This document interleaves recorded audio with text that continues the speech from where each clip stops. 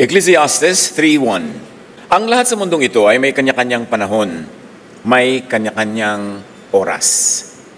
To make the most out of life, know and follow correct and the best timing. Itugma ang timing. Salamat Panginoon dahil maaari kaming mag-review ng aming timing sa buhay.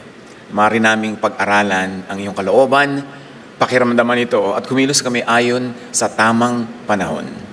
Patuloy niyo pong buksan ang aming isip para maging sensitive kami sa timing ng lahat ng aming ginagawa because you are God of time and good timing.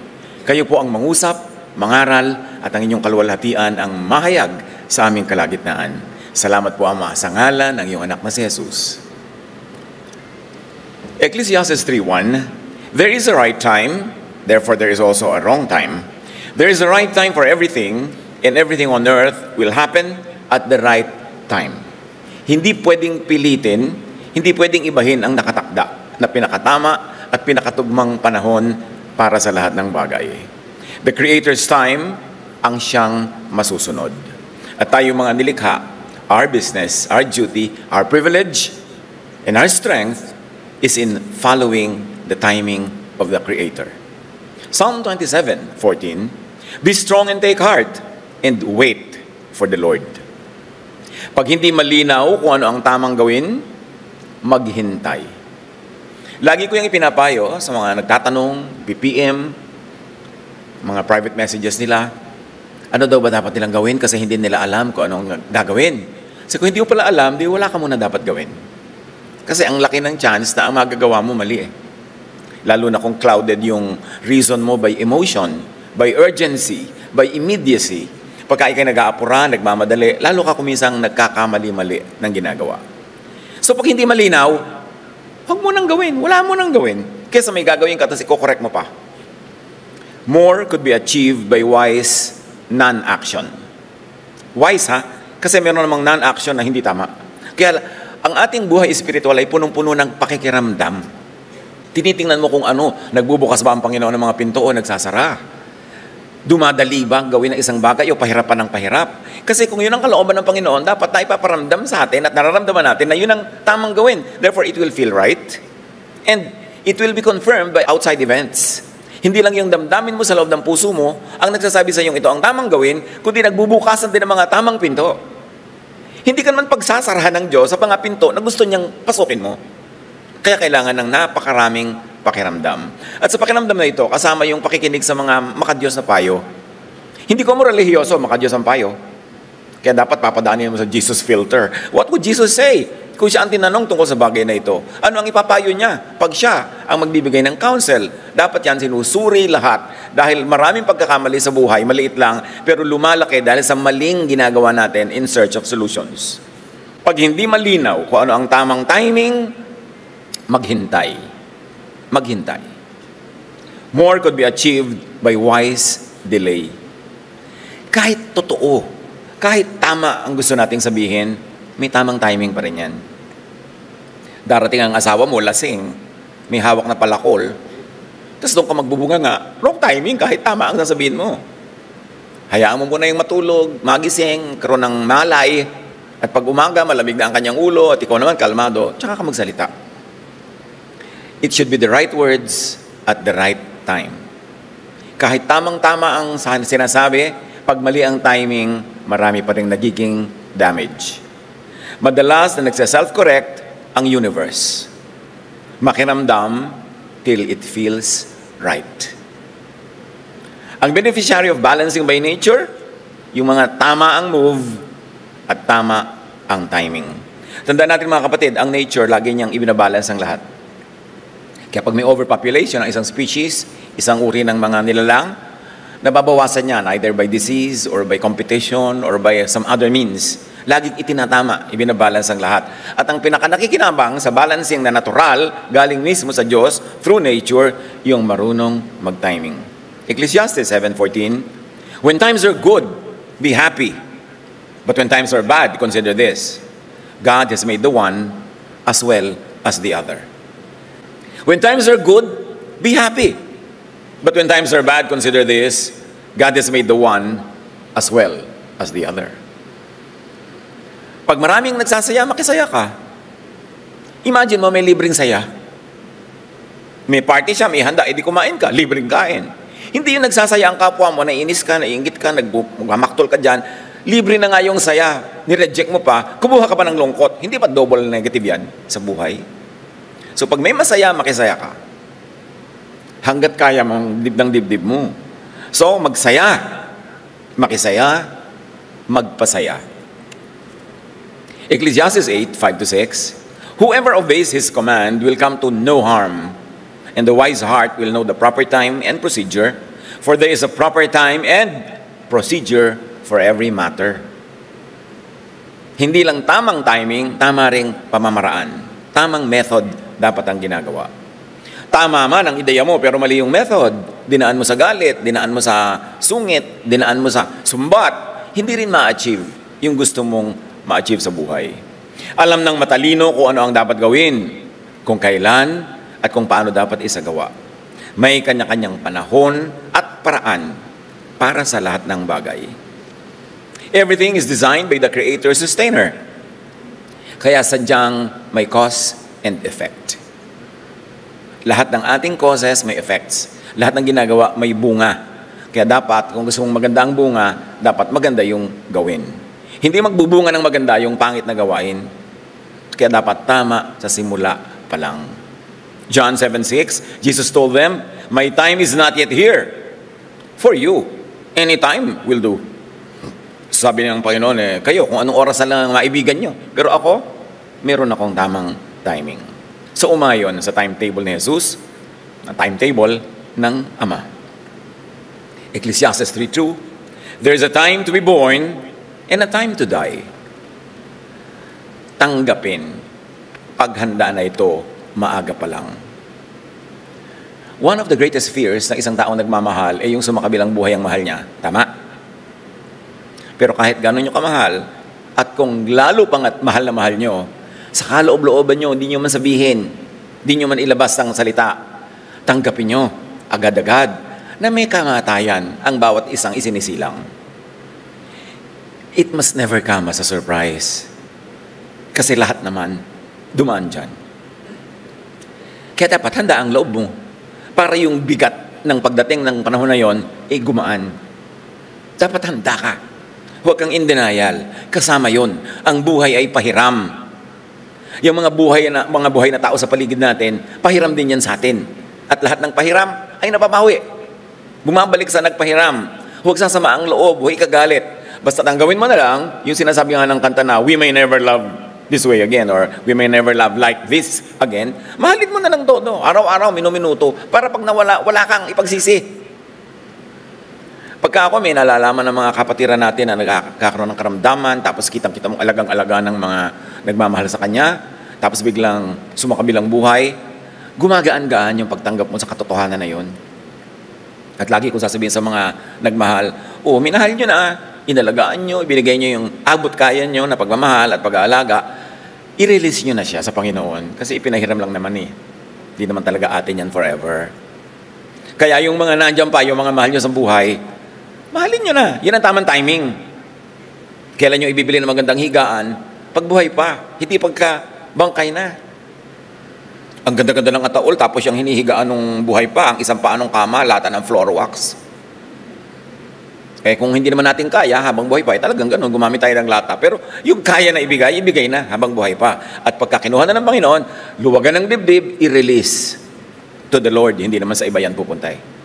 Kaya mahalaga, maghanda sa ganito maaga pa lang. Do not be possessed by regrets when our loved ones are taken away from us. Ang pagmamahal ay sa habang buhay pa, hindi kung kailan wala na. So do not live in fear. Do not live in anticipation of passing of our loved ones. Be at peace with God and with people. Just love. Be loved. Get loved. Then die. Meet your Maker. Let people pass on. It is as natural as birth. Kaya ang dapat nating policy, love na agad. Hindi kung kailan huli na. Hindi kung kailan din na makakain doon mo ibibili ng lahat ng masasarap na pagkain. kakainin lang ng bantay. Habang maaga, habang pwede. Verse 2b, there is a time to plant and a time to pull up plants. Ganun talaga. May panahon ng pagtatanim at pagbunot ng mga itinanim. Plant na as soon as possible, as soon as auspicious. Habang tama at tugma ang lahat. So, may panahon ng pagbunot ng luma ng mga lantang halaman para makapagtanim ng bago at sariwang halaman. Ngayon, hindi lang halaman ang pinag-uusapan dyan. May panahon ng pagbura ng lumang kaalaman para makapagsulat at makaalam ng bago. Do not be overly sentimental in attachment to knowledge because knowledge grows. Knowledge continues to change for the better. Kaya dapat willing tayo to let go of old knowledge to accommodate new and better knowledge. Sabi nga ni Paul, when I was a child, and that's a spiritual child, I thought like a child, I spoke like a child, I reasoned like a child. But now that I'm a man, I give up childish ways. Binubunot ko na yung mga batang pag-iisip para lumago naman doon sa lugar na yon yung mga bagong supling na mga bagong kaisipan. Matthew 9:17, sabi ni Jesus, wala ring nagsasali ng bagong alak sa lumang sisidlang balat. Kapag ano nang ginawa, puputok ang balat, matatapon ang alak, at mawawasak ang sisidlan. Sa halip, isinasali ng bagong alak sa bagong sisidlang balat, at sa gayon, kapwa ito nagtatagal. Nung araw kasi yung alak inilalagay sa mga leather bags, mga balat ng hayop na tinatali lang yung mga paa dahil nabubutas yun pagka tinanggal mo yung balat, at doon nilalagay yung alak. Pag naglagay ka ng bagong alak sa lumang balat, sasabog pagka nag-ferment yung alak. Kaya pag bagong alak, bagong lalagyan. Hindi naman talaga alak lang yung topic ni Jesus. More importantly, ang topic niya, bagong pag-iisip. Ang bagong kaisipan na dala-dala niya, katuruan niya para magpalaya mula sa lumang kaisipan. Ang bagong kaisipan ay parang bagong alak, ilalagay mo sa bagong sisidlan, sa bagong utak. Kaya mahalaga yung timing din ng pagbabago ng isip. Para yung pagpasok ng mga bago at progressive na mga kaisipan, magkaroon ng puwang. May panahon ng pagpanaw ng luma at pagsilang ng bagong kaisipan na nagbubunga ng bagong pagkatao. Di ba sinasabi natin, kailangan ma-born again ka, kailangan ma-born again ka. Yung pagiging born again, hindi lang nadadaan sa formula prayer, hindi lang nadadaan sa ritual. To be born again, really, is to have a new mind. Kasi para ka maging bagong creation, dapat bago ang iyong pag-isip. Kasi kung paano ka nag-iisip, ikaw yun. So kung gusto mo maging bagong-bago ang iyong pagkatao, bago dapat ang paraan ng pag-iisip. 2 Corinthians 5:17, therefore, if anyone is in Christ, the new creation has come. The old has gone, the new is here. Anong old? Old mind, old thinking, old beliefs that control life. Dapat yan maging bago para isilang ka sa isang bagong daigdig ng kalayaan kay Jesus. Into the age of grace, into the world and life of gracious love by the Father, revealed by the Son. Interconnected ang lahat ng yan. At yung may pinag-uusapan, lalong-lalo na mula sa katuruan ni Jesus, tungkol sa pagiging bago, tungkol sa mga bagay na bago, mga bagong alak, bagong kaisipan, dapat natin i-apply lagi sa ating pag-iisip, pananalig, at pamumuhay na nakasang-ayon sa pag-iisip na yun. Ephesians 4:22-24, hubarin na ninyo ang inyong dating pagkatao. Magbago na kayo ng diwa at pag-iisip. How can you be clearer than that? Ang bagong pagkatao is equated with bagong diwa, bagong pag-iisip. At ang dapat yung isuot ay ang bagong pagkatao na nilikhang kalarawan ng Diyos. Na pag tinatanggap mo ang katuruan ni Jesus, napapalaya ka sa mga mapagtali at mapagkulong na lumang mga paniniwala, na isusuot mo ang iyong bagong katawan, ang iyong bagong pagkatao dahil sa iyong bagong pag-iisip. So ang tunay na naboborn again ay hindi lang pagpapalit ng sekta o ng relihiyon. Hindi lang yan ganun. Ang tunay na naboborn again ay nagbabago ng pananaw. Mula sa dati tungo sa bago, mula sa pagiging alipin ng napakaraming religious laws into freedom in Jesus and to the grace of our Father. Hindi lumipat ka lang ng relihiyon, tapos ganun pa rin yung ugali mo, ganun pa rin yung mga fear mo, ganun pa rin yung mga takot mo, at ganun pa rin yung mga pananakot mo sa buhay. Walang naborn again pag ganun. Nagkaroon ka lang ng bagong sekta. Ano?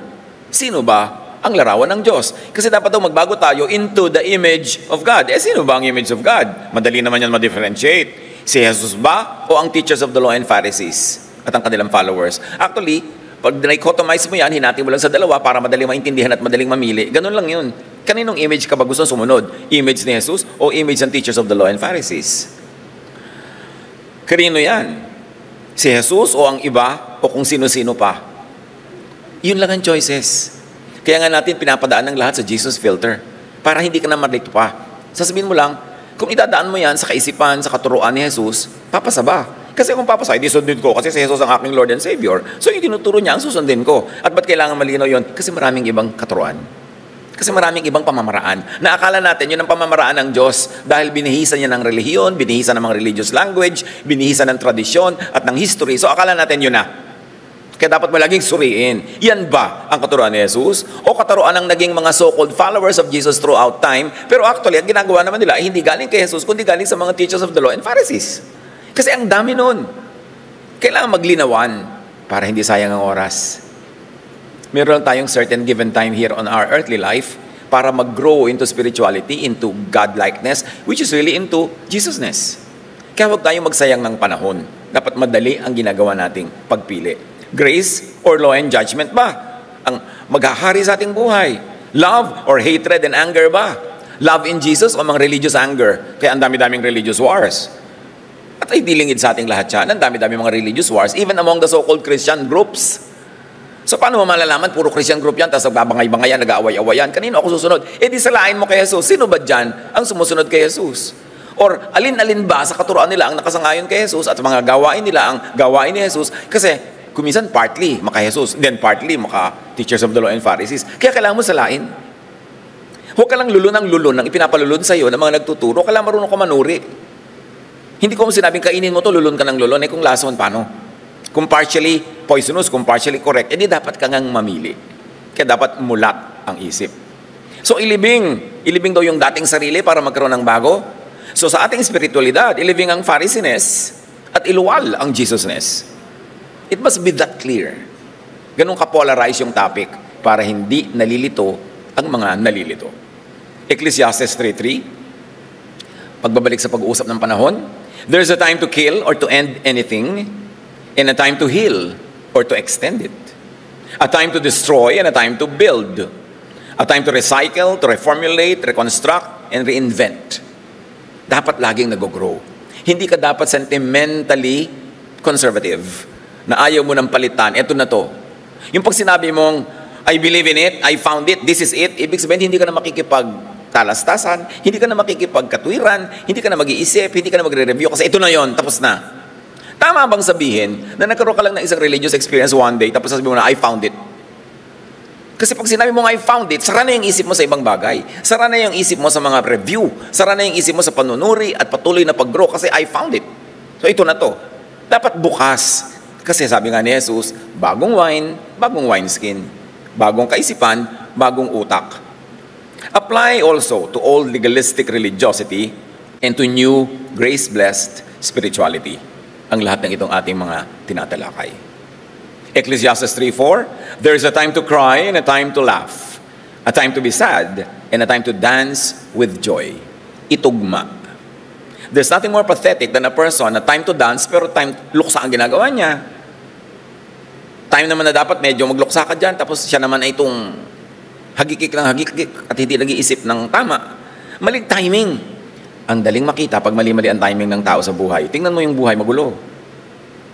Hindi payapa, hindi tahimik at mahirap umunlad pag mali-mali ang timing. So makisaya sa saya ng iba, darami pa ang iyong pansariling saya.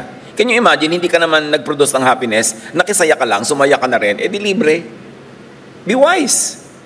Kung ikalulungkot ang saya ng iba, darami ang pansariling lungkot. Wala ka namang lungkot, nakita mo yung kapitbahay mo, nagpapalaki ng kanyang kitchen, lumungkot ka na. Wala ka naman sariling failure, pero nakita mo yung kapitbahay mo, gumraduate yung anak, summa cum laude, lumungkot ka. May kasabihan nga sila sa Korea ngayon kasi very competitive and very materialistic yung culture. Yun ang ginagawa ng progress Sabi nila, nagkakaroon daw sila ng ulcer pagka ang neighbor ay lumalaki ang bahay. Sobrang competition. Sa mga kamag-anak, may kamag-anak ka na lumalaki ang bahay, di dapat ka makisaya. Imagine pag dumalaw ka doon, lumalaki yung hihilataan mo kaysa masikip. Tapos, nainis ka, nagsiselos ka dahil lumalaki ang kanyang mga kayamanan. Di ba maaambunan ka rin nun? Be wise. Be happy with the happy. Rejoice with those who are rejoicing. Libreng kaligayahan. Ecclesiastes 3:5, there's a time to throw weapons or stones. There's a time to throw weapons or stones down and a time to pick them up. So may panahon ng paghahanda sa labanan, may panahon ng paghahanda sa kapayapaan, at may panahon ng paghahanda para ka maging tiwasay at ikaw ay magpahinga. Ihanda ang loob sa lahat ng iyon. Meron naman tiwasay na nga maganda na nga, tahimik na nga, tapos iimbento pa ng problema. Marami mga tao, parang hindi sila kontento pag masaya ang mga bagay-bagay, iimbento ng kalungkutan. Iimbento, hahanap-hanap ng mistake, hahanap ng mali para malungkot siya. Yung ganun, hindi sasaya kahit ano mangyari sa buhay. So, position yourself for peace and rest. Think yourself into peace and rest. Position yourself into blessedness. Halimbawa mo, parang may malalaglag na prutas mula sa sanga na nakaabang kang gano'n, edi iposisyon mo yung kamay mo para ka makasalo. Para kung malaglag yun, nasalo mo. Kailangan nakahanda ka sa ganong mga bagay. At sabi pa ng Ecclesiastes 3:5, may panahon ng pagyayakap at panahon ng paglalayo. In other words, may panahon ng pagkapit tuko at may panahon ng letting go. Yung ayaw kumapit sa'yo, huwag kang kumapit dahil ilalaglag ka lang nun. Makipagkapitan ka lang, doon sa willing makipagkapitan din sa'yo, huwag kang hahabol-habol. Dahil yung hahabol-habol, nakakapagod. Biruin mo, inabutan mo lang siya dahil mabilis kang humabol. Tapos hindi mo mabitaw-bitawan, hindi ka makapagpahinga dahil pag nagpahinga ka, tatakbo uli. Bakit mo gagawin yun? Yung para sa'yo. Yung ayaw at lumalayo, let go. Sabihin mong, hanggang dito na lamang at maraming salamat. And then, walk away. Move on. Kayo ba may mga kinakapit-tukuan? Hindi lang tao ha, kuminsan negosyo. 10 ulit na talaga hindi mag-click yung negosyo na to sa kanya, binipilit pa rin yun. Although meron naman na through repetition, they learn and they become better and then they begin to succeed. Pero makiramdam ka naman kung hindi to para sa'yo. Then makiramdam ka kung para rin sa'yo. Ecclesiastes 3:6, there's a time to look for something and a time to consider it lost. Merong paghahanap. At kung talagang di na makita, tanggapin na yon, lost na.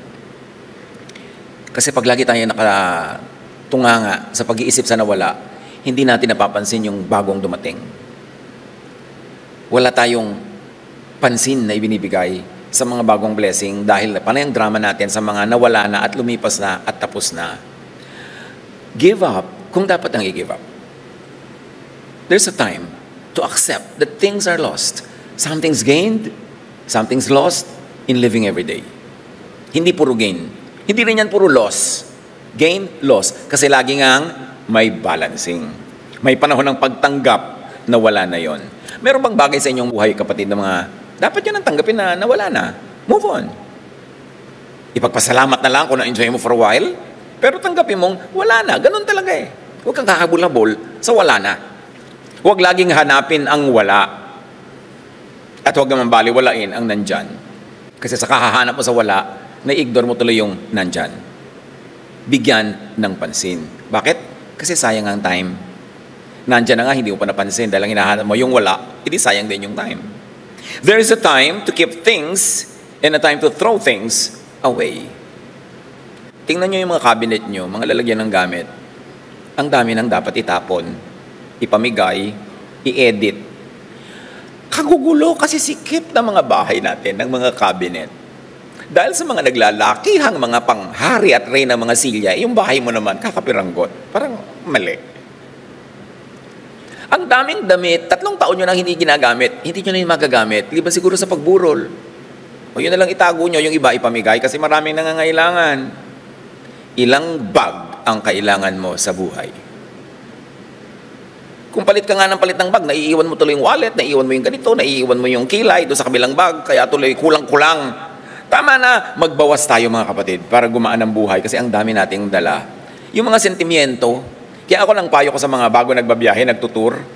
Naku, tantad ako yung souvenir. Sabi ko, 5 years from now, itatapon mo rin yan. Itapon mo na, now na. Sisikip lang yung buhay mo. Paano po memory? Mga, memorabilia. Your memory is the best memorabilia you carry everywhere. Magtira ka na lang ng konti-konti. Pag itatapon mo 20 years from now, itapon mo na rin ngayon para lumog yung buhay mo. Itatapon mo rin yan eh. Kasi yung pagkukolekt, mga kapatid, nakakatuwang gawin, magandang gawin. Pero habang bata ka lang, Pag nagkakaedad ka na, ang problema mo na saan ilalagay. At ito ang susunod mong problema, pag tinatawag ka na ni Kay, kamatayan.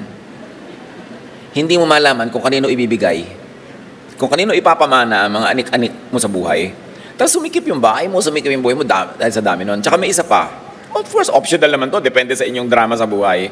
Pero if anything, any memory makes you feel sad, yung nakikita mo, tanggalin mo na yun sa buhay mo. Kasi nagpapasad. Bubuksan mo itong lumang kahon ng sapatos na ito, makikita mo yung mga to yung bulaklak na ibinigay sa'yo ni ganun na hindi mo naman napakasawa. Tapos ito, malulungkot ka na naman. Ba't mo tinatago? Sayang yung time. Sayang yung attention. Let go. No? There's a time to keep things and a time to throw things away, a time to let go, a time to release whatever and whoever. May panahon ng ganun. Especially the dear departed. Mahalin mo na lang habang nandyan and then get on with life. Ecclesiastes 3:7, may panahon ng pagpunit at panahon ng pagtahi. There's a time to be silent and a time to speak. Sabi nga nila, speech is silver, silence is gold. Mas kahanga-hanga yung taong marunong manahimik kaysa marunong magtalumpati kahit na lang anong oras. Napakalalim ng pagkatao. Napakatining ng loob ng taong marunong manahimik habang nagpipiglas ang mga salita mula sa kanyang bibig na parang hito at dalag na gustong tumalon palabas. Pero napigil, kahanga-hangang pagpipigil sa sarili. At yung ganyang mga tao ang naiiwas sa napakaraming mga gulo. So, value silence. Even though you have a mouthful to deliver. Sabi nga ng the very Honorable J.D. Drilon Jr., who was also a poet, your silence reaches me farther than a speech. O mga mister, mga misis, sana yan ang mas effective yung talumpate. Intelligent silence. Well-timed silence. Kasi kung minsan sabihin kayo, kahit na nga tama yun, nakukontra pa rin kayo eh. May counter-argument pa rin. But who can counter-argue with silence? At pag silent ka, na-inspire din yung kabila na maging silent and hopefully makapag-isip-isip. Magkaroon ng kaliwanagan, maghunos dili, makapagbulay-bulay. But nobody can do that kung kayo ay nagbabatuhan ng salita at mga talumpati. Well-timed silence is infinitely better than ill-timed noise. Be wise. Be a class act. Do your best to not always verbalize your thoughts. At hayaan mo yung kabilang tao, yung kabilang partido na mag-isip-isip at mag-interpret ng iyong silence. Timing of speech is as important as, sometimes more important than, its message and its words. Kahit maganda at tama ang sasabihin, timing is still more important than the content. A timely apology saves from many sorrows. If you're going to be very quick to speak, be very quick to apologize. To accept your mistake and to say sorry, to seek forgiveness. And remember, saying sorry is not just saying sorry. Dapat may mga kasunod yun na puro action na suporta doon sa pagiging sorry mo. Iko-correct mo ang situation, babayaran mo ang dapat bayaran, itatama mo ang mali, tutuwid mo ang liko. Hindi lang sorry ka ng sorry, tapos balik din sa dati. Pero napakahalaga, a timely apology. Alam niyo, one of the most powerful sentences you can say in your life, especially to your loved ones, I was wrong. I'm sorry. I will correct it. Dapat may kasunod na gano'n, itutuwid ko. Hindi sorry lang. Tapos nagagalit pa, sorry na nga! Ikaw pa itong mabangis habang nagsasorry ka. Dapat mali ako, sorry, itatama ko. 3 steps yan. Pag ganyan, walang relasyon na masisira ng matagal. Pwedeng nasaktan lang siya, pero nababawi mo dahil sa iyong tamang salita. Timing is everything. At yung sorry, kung 1 minute later, sometimes hindi na rin ganun ka-effective. Timing is very important, lalo sa pagsabi niyang, sorry na yan.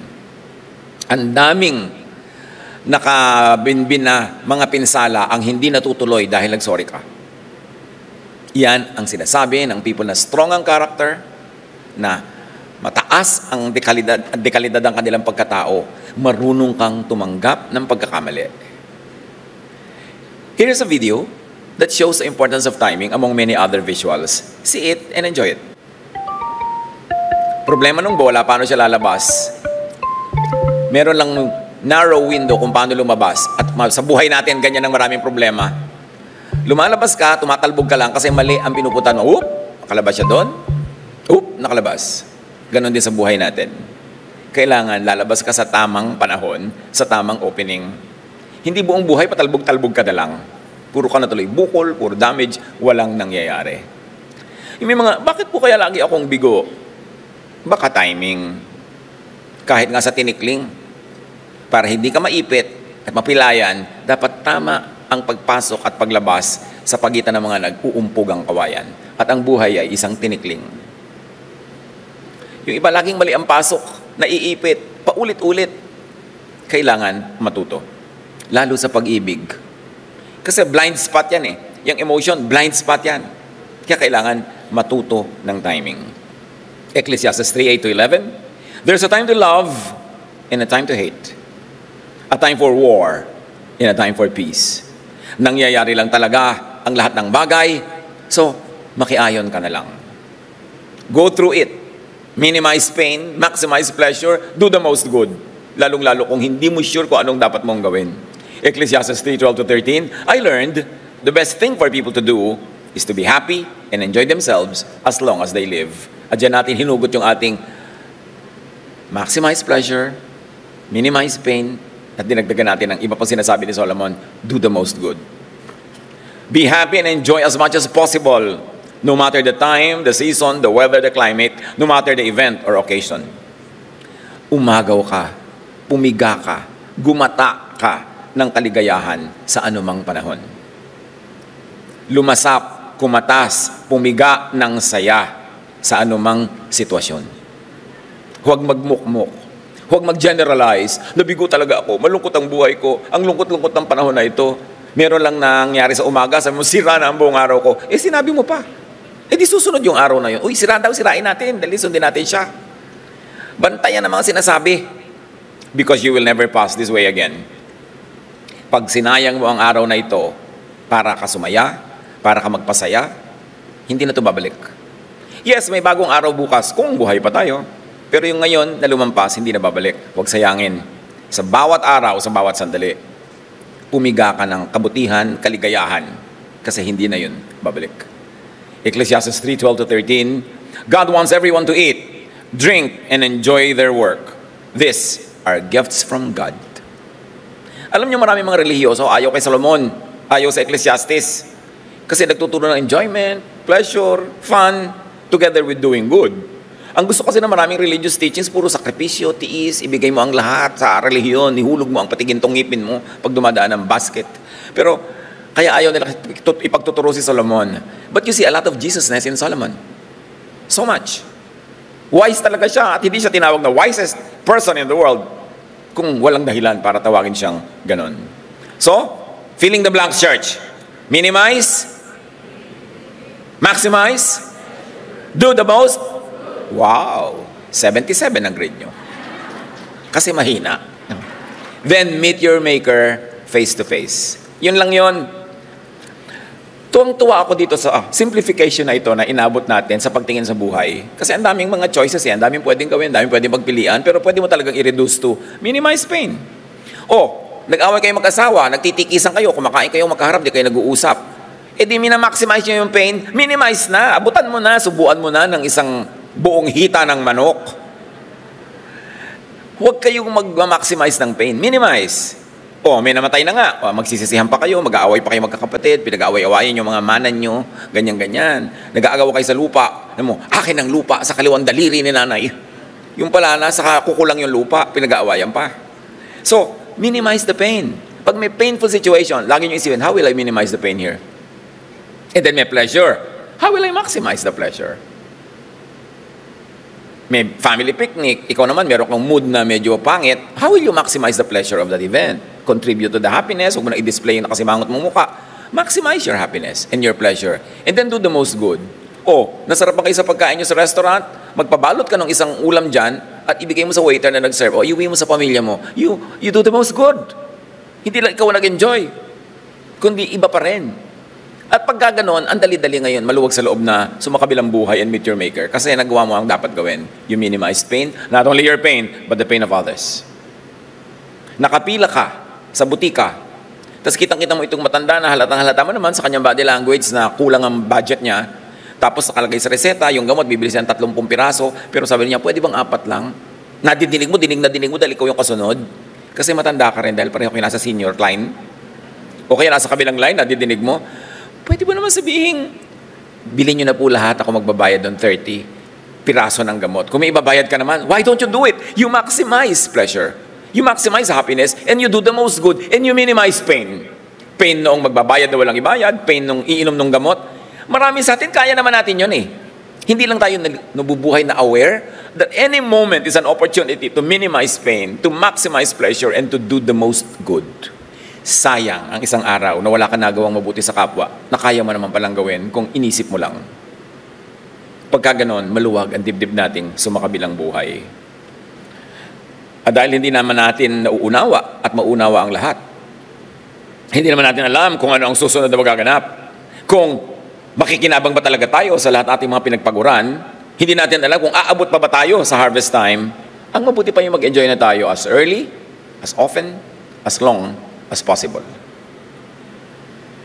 Nung araw, nakikita ko sa mga bansa na may mga OFW, especially, mas intense ito sa Middle East.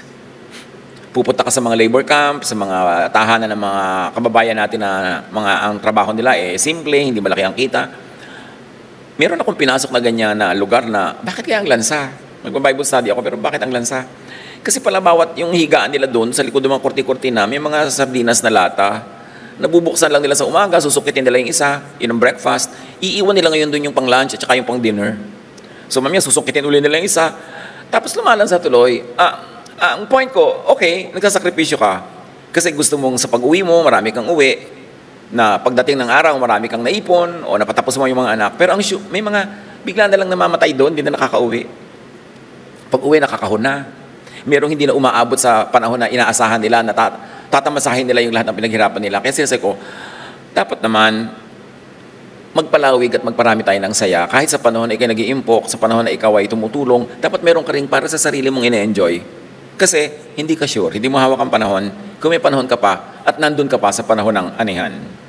Remember that the first recorded miracle of Jesus was to turn water into wine. Kasi wala nang wine, hindi matatapos ang handaan, uwian na. Bihira lang naman magkaroon ng kasalan, doon lang naman namamantikaan yung labi ng mga taong hindi makakabili ng mga pagkain on a daily basis. So, ang ginawa ni Jesus, ang first miracle niya, nag-miracle siya. Ang tubig ginawang alak para humaba pa ang kasiyahan at dahil bihira lang naman magkaroon ng kasiyahan. You see that principle of Jesusness? Tapos ang mga Pharisees naman, wine na nga ang ginawa ni Jesus, ipipilit pala, hindi wine yun, juice lang.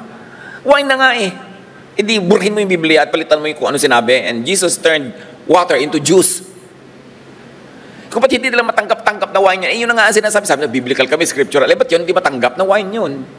Kasi hindi nila matanggap yung ideya na iibigin ni Jesus sa pahabain, palawigin ng kasiyahan.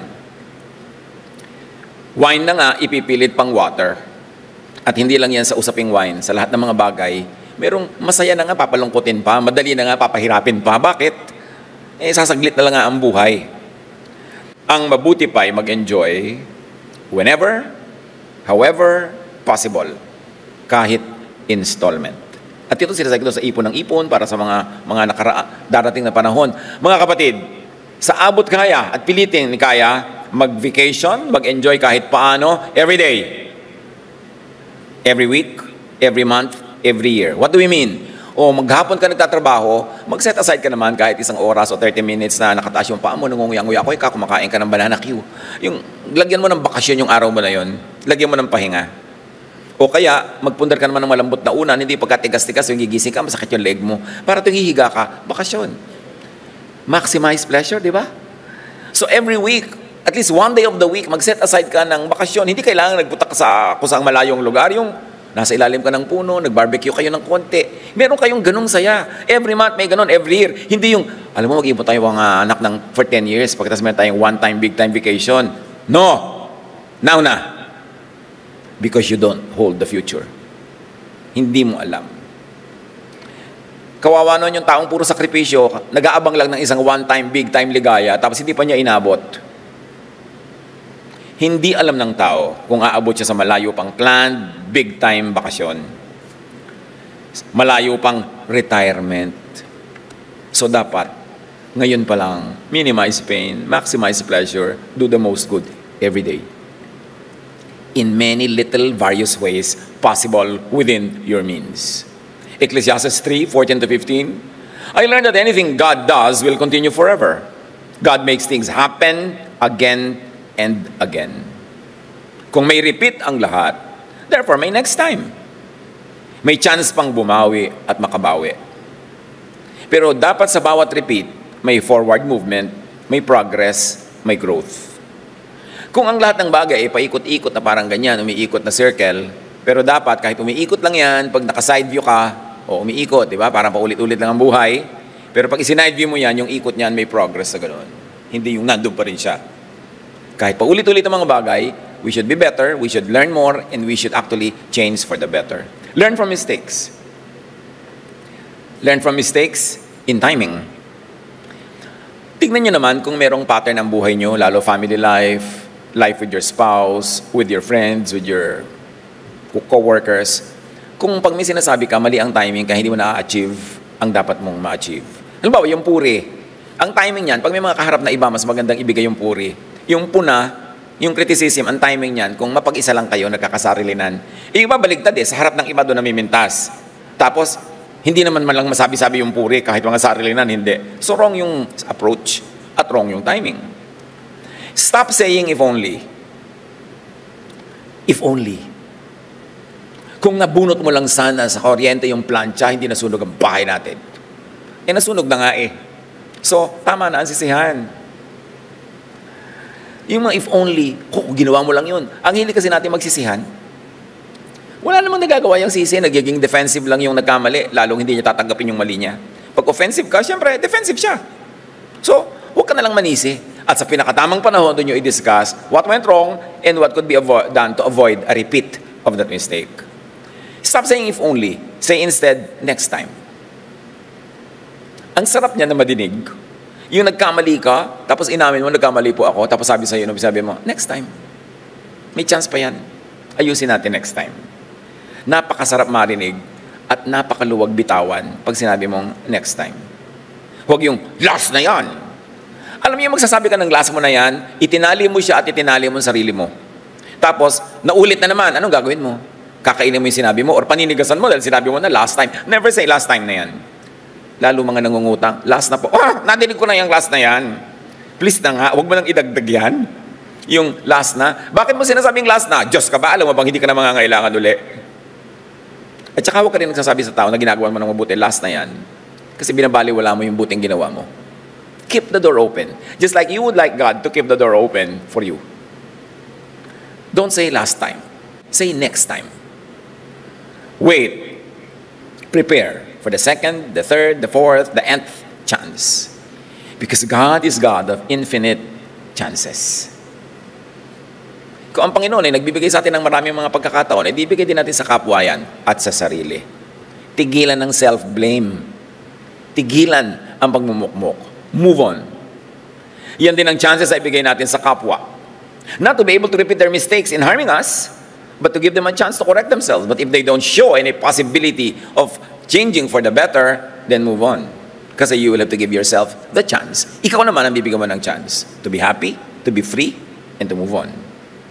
Recognize, know, and take the next chance to balance everything. Dahil may chance. Tulad ng bola na nakita natin sa video, kahit talbog-talbog yun, makakatsamba rin yun. Pero sa atin, i-minimize natin yung uninformed tsamba, kundi gawin natin very informed and very educated approach. No matter, God balances the scores. Natural law will balance everything. Ipasa Diyos. Ipasa Diyos actively and passively. Merong dalawang paraan na sasabihin, bahala na ang Diyos. Ipasa Diyos na natin. Kung may kaya ka pang gawin, humanly possible, along the line na ipapasa Diyos mo, pagkas alam mo yung God's will, edi gawin mo. Pero pag talagang wala ka ng alam, wala kang malinaw na direksyon, passive na yung pagpapasa Diyos mo. Let nature take its course. And then know which way to take. Kung magiging active or passive pagpapasa Diyos ba yan? Ecclesiastes 3:18-21. I thought about what people do to each other, and especially what religious people do to others or to the other, yung kakaiba sa kanila ang mga pananindigan. And I said to myself, God wants people to see that they are like animals. sa asal at sa hahantungan, para lang silang mga hayop din. Yun ang sabi ni Solomon. When you look at what people do to each other, marami asal hayop. Ay ganun. The same things happen to animals and to people. They die. Solomon, the wise man, realizes that. Iisa ang kauuwian ng lahat. Ang lahat ay buhat sa alabok at sa alabok uuwi. So habang hindi ka pa completely alikabok, habang libag pa lang yung alikabok sa'yo, minimize pain, maximize pleasure, do the most good, and then you'll become alikabok soon. And when that happens, accept it. Ecclesiastes 3:22. So I saw that the best thing people can do is to enjoy what they do. Diba? Maximize pleasure. Because that is all they have. That is all the time and chance they have. They will never pass this way again. Huwag magsayang ng oras. Besides, no one can help another person see what will happen in the future. Walang pinakamabuti sa tao kundi pakinabangan ng kanyang pinagpaguran sa tamang timing. Do things your time. And let your kapwa do things their time. Iba-iba ang timing nating lahat. Hindi natin pwedeng idikta sa kapwa kung ano ang timing na maganda para sa kanya, bigyan natin ang kapwa natin ang laya sa kanyang timing. Panginoong Diyos, salamat po sa pagbibigay niyo sa amin ng time to review basic things, mga bagay na alam naming siyang tamang gawin at lagi pa namin at lalong nauunawa. Sa sandaling ito, payapain niyo po kami at sa katahimikan, ma-review namin ang timing namin sa buhay. Paano kami umaayon o sumasalungat sa inyong timing? Salamat po sa mga ginagawa at nagawa na naming tama ang timing. Ituwid niyo po kami sa mga areas of our lives na hindi tama ang aming approach, hindi tama ang timing, kaya hindi kami makalabas doon sa kulungan na circle at hindi kami makagawa ng next best thing. Magbulay-bulay tayo, manahimik, sumandali sa presensya ng Espiritu at tayo ay pasuri para lalo tayong makadama, makalasap, makapiga ng mga pagpapala sa buhay.